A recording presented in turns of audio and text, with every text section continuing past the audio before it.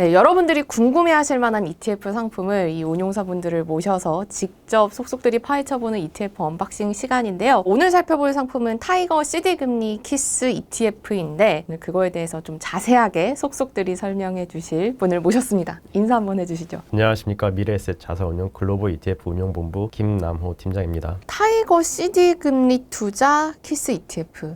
CD금리에 투자하는 것 같긴 한데 어떻게 운용되는 상품인지 좀 전반적으로 설명 한번 부탁드릴게요. 우선 타이거 CD금리 투자 ETF는 2020년 7월에 상장을 해가지고 이제 투자자들에게 CD 91일물 금리를 타겟으로 이제 수익률을 제공하는 상품입니다. 그래서 어떻게 운용이 되냐면은 이제 각 증권사들과 사전에 정해진 계약을 통해서 이제 CD 금리 수준을 이제 수치를 하고 수익률을 이제 투자자들한테 제공하는 그런 방식으로 이제 운용이 되고요. 그래가지고 이 ETF는 CD 금리를 타겟으로 하는 일간 수익률을 챙겨갈 수 있는 일종의 파킹 통장이라고 이제 봐주시면 될 것 같습니다. 그러니까 어쨌든 여기에 투자하면 CD 금리만큼 내가 수익을 얻을 수 있다. 그렇습니다. 예, 그래가지고 뭐 최근에 뭐 미국 국채 금리가 뭐 금융위기 이후로 뭐 최대 수준, 그리고 뭐 한국은행이 이제 지속적으로 이제 금리 인상을 한다는 그런 뉴스가 많이 나오고 있는데요. 이런 타이거 CD 금리 투자 ETF는 이제 금리가 상승할수록 수익률도 함께 이제 상승을 하기 때문에 무위험 지표 금리이고, 그래가지고 금리 상승기에 최적화된 상품이 아닐까 이렇게 생각을 하고 있습니다. 그러니까 뭔가 금리자가 붙은 건 요새 다 올라가니까요. 다 올라가니까 이 CD 금리라는 것도 올라갈 것 같긴 한데요.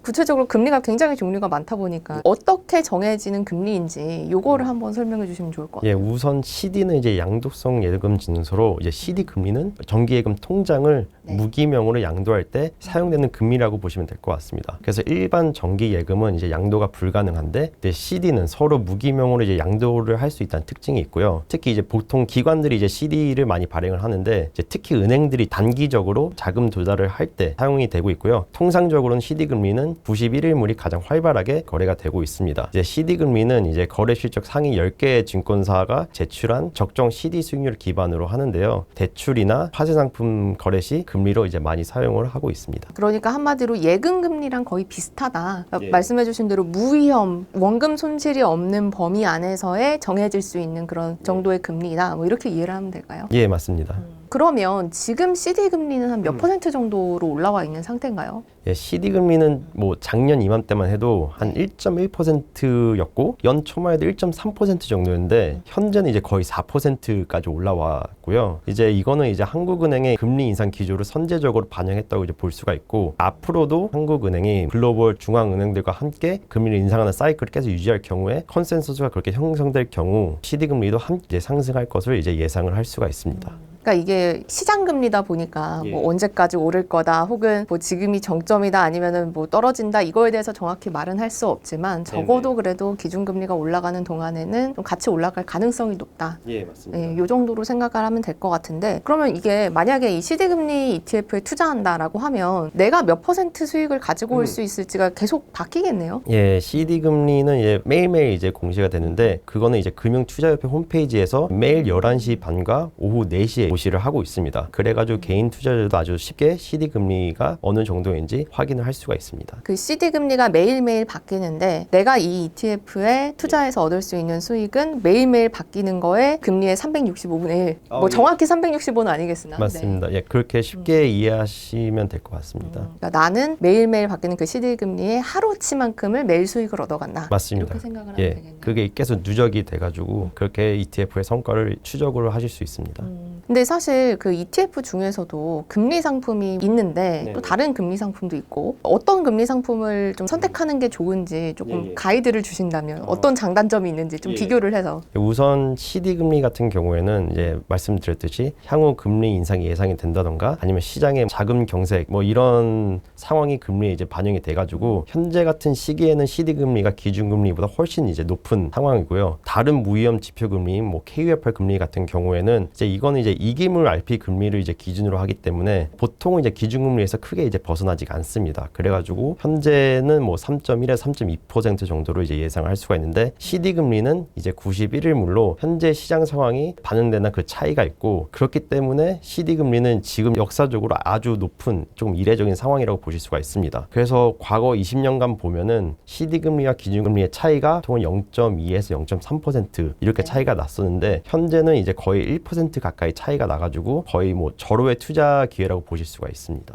그렇게 차이가 많이 벌어진 이유는 뭐예요? 금리 인상이 계속 예상이 되고 그다음에 뭐 자금 경색이라는 뉴스가 계속 나와가지고 이제 뭐 은행들이 이제 CD 금리를 좀 발행할 때 좀 높은 금리를 이제 책정해야 되기 때문에 그렇게 조금 벌어졌습니다. 그러니까 채권 시장에서 돈이 없다 보니까 채권 금리가 그만큼 높아져 있는 상황이어서 CD 금리도 되게 기준 금리보다 많이 올라와 있다. 맞습니다. 이게 은행에서 이제 보통 이제 발행을 하는 거기 때문에 그렇게 은행의 채권 금리가 같이 연동된다 이렇게 보실 수가 있습니다. 제가 수익률을 이렇게 살펴보면요. 금리 상품인데 어떤 날은 좀 손해가 나기도 하고 어떤 날은 플러스가 나기도 하고 과거 수익률을 보면 그렇게 됐더라고요. 그렇게 됐던 이유는 뭔가요? 과거에는 이제 타이거 CD 금리 ETF가 금융투자협회에서 고시하는 이제 오전과 오후 금리의 차이에 따라서 ETF의 손실도 이제 발생을 할 수가 있었는데요. CD 금리를 하루에 이제 2번 발표를 하는 모양이군요. 맞습니다. 네. 근데 이제 10월 27일부터는 타이거 CD 금리가 오후 CD 금리 91일만 기준으로 해가지고 금리가 변동을 해도 손실이 나는 리스크가 이제 아예 없어졌고 그래서 좀 더 쉽게 이제 설명을 드리자면은 뭐 예를 들어서 CD 금리가 4%다 하면은 이를 이제 1로 환산한 4% 일간 수익률이 이제 ETF의 수익률이 되는 구조로 이해하시면 될 것 같습니다. 이전에는 혹시 오전에 발표한 게 오후에 발표한 것보다 좀 더 높았다. 그러면은 손실이 약간 날 수 있는 그런 구조였는데 실은 이제 오후가 오전보다 조금 높으면은 반대군요. 그러면 이제 손실이 날 수 있었는데 실제로 손실은 뭐 한 달에 한 번 날까 말까 하는 그런 구조였는데 이제는 아예 손실이 이제 뭐 CD 금리 마이너스로 가지 않는 이상 손실이 나지 않는 구조로 이제 변경이 되었습니다. 통장 같아진 거네요. 예, 맞습니다. 우리가 파킹 통장에 넣어놓듯이 네. 약간 파킹 통장인데 그게 ETF가 된 것 같은 그런 느낌이 드는데 그러면 사실 요새 파킹 통장 제일 핫하잖아요. 맞습니다. 이 관심들이 진짜 많으시거든요. 근데 내가 만약에 투자자인데 돈이 있는데 이거를 은행 파킹 통장에 넣을까 아니면 파킹 통장과 비슷한 이 CD 금리를 따라가는 ETF를 넣을까 이렇게 고민을 한다면 어떤 장단점이 각각 있을지. 우선 뭐 파킹 통장과 더불어 최근에는 뭐 예적금도 이제 투자자 사이에서 많이 거론이 되고 있는데 제 생각에는 이제 각 상품들의 장단점을 좀 더 세밀하게 이제 파악을 할 필요가 있어 보입니다. 그래서 파킹 통장 같은 경우에는 뭐 장점이 이제 수시로 자기가 입출금이 가능하다는 장점도 있고 현재 주요 인터넷 은행들의 파킹 통장 금리가 뭐 2.3에서 2.5% 정도 되고 뭐 저축은행들의 파킹 통장 금리는 3% 초반까지 이제 형성이 되어 있는데 이는 뭐 급여 이체라든지 뭐 자동 이체, 카드 사용 등 실적에 따라서 받는 우대 금리가 다 적용된 게 이제 3% 초중반에 보일 수가 있고 또한 이제 파킹 통장은 보통 예치금 한도가 있으며 이제 금리 수익은 매일매일 이제 받는 게 아니라 그 수익은 보통은 월 1회로 받는 구조이기 때문에 약간 그런 장단점이 있고요. 그 이외에 뭐 예적금 같은 경우에는 파킹 통장보다는 조금 더 높은 금리를 이제 제공을 한다는 장점이 있는데 보통 정기 예적금 가입 기간의 금리가 이제 확정이 되기 때문에 이렇게 시장 금리가 상승할 때는 오히려 그 상승분을 못 먹는 그런 단점도 이제 존재를 할 것 같고요. 또한 이제 만기까지 이제 자금을 넣어줘야 하기 때문에 만기가 있죠.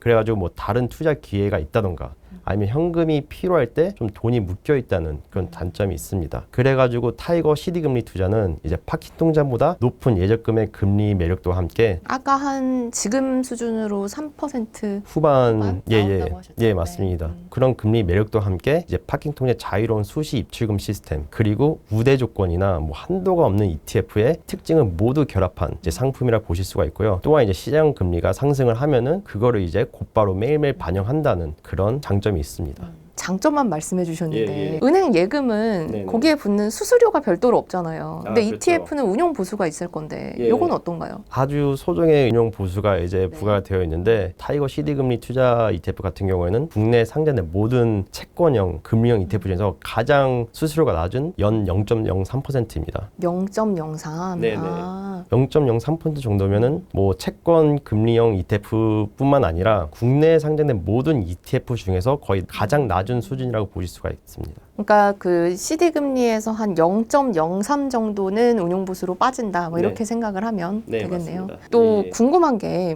ETF잖아요. 네네. 그러면 이게 주식처럼 사고 파는 거다 보니까 내가 호가를 불러서 거기서 벌어지는 것 때문에 혹시 내가 제대로 된 그 수익률을 못 따라가고 조금 손해가 나는 부분이 있지 않을까? 이런 걱정도 들거든요. 호가 스프레드 같은 경우에는 이제 금리 상품이 정말 0.01%도 정말 중요하잖아요. 그렇죠. 그렇기 때문에 저희가 이제 최대한 이제 호가를 촘촘하게 돼가지고 뭐 대부분 경우에는 스프레드가 아예 없거나 미미한 수준으로 이제 유지가 되고 있습니다. 그러니까 약간 사고 팔 때 이 손해가 날 수 있는 부분을 네. 충분히 감안하고 계시다. 뭐 이렇게 생각을 하면 될까요? 네, 맞습니다. 근데 이게 사실은 어떻게 좀 우리가 가지고 있는 계좌에서 활용하면 좋을지 이런 네. 것도 좀 궁금하거든요. 보통은 이제 현재 뭐 계좌에 자금이 있는데 뭐 주식이나 채권에 투자하기에는 시장 불확실성이 너무 크고 그다음에 현재 대출이나 예적금 등 금리가 계속 오른다는 뉴스가 나오는데 이 금리에 어떻게 투자를 할 수 있는 수단에 관심이 있는 투자들에 가장 맞는 상품이라고 저는 생각을 하고 있고요. 뭐 또한 이제 파킹 통장에 투자를 하기 위해서 뭐 새로 계좌를 개설을 해야 된다든지 아니면 뭐 금리를 최대한 받기 위해서 뭐 우대 조건이나 예측은 한도가 없는 상대적으로 고금리 파킹 통장 찾으시는 분들이 가장 관심을 많이 보이지 않을까라고 생각을 하고 있습니다. 그러니까 약간 내가 투자를 할 때 현금을 쌓아놓고 싶은데 진짜 현금으로 쌓아놓으면 물론 뭐 CMA 통장도 있긴 하지만 예. 그거보다 조금 더 높은 네. 금리를 받으면서 약간 어디 파킹해 놓을 약간 그런 용도로 쓰면 좀 괜찮을 것 같다는 생각은 들거든요. 요게 근데 그럼 지금 연금 계좌에서 투자는 가능한가요? 연금 계좌에서도 이제 투자가 가능하고요. 네. 연금 계좌 같은 경우에는 이제 뭐 매매 수수료가 따로 이제 없기 때문에 그렇게 더 투자자들이 자유롭게 네. 현재 조금 뭐 주식이나 채권의 비중을 줄이고 싶다 할 때 시장 상황을 피해갈 수 있는 그 적합한 투자 수단이지 않을까라고 생각합니다. 네, 그러니까 요게 이제 연금 계좌에서 투자는 가능하긴 한데 보니까 금리 상품이 다그 처음에 말씀해주신 대로 증권사랑 약속을 해서 이 금리만큼을 받아오는 상품이다 보니까 예를 들어 퇴직연금에서 안정형으로 분류돼 있지는 않은 상황인 것 같더라고요. 네네. 그렇죠. 그래서 담으실 수는 있으나 안정형은 아니지만 어쨌든 퇴직연금 안에서도 약간 파킹 통장처럼 특히 예적금 상품에 가입할 수 없는 연금저축 계좌에서는 좀 예적금 상품처럼 활용해 보실 수도 있겠다. 네, 이런 생각이 듭니다. 오늘 좋은 상품 소개해 주셔서 감사하고요. 저희는 또 다음에 뵙도록 하겠습니다. 네, 고맙습니다. 네, 감사합니다.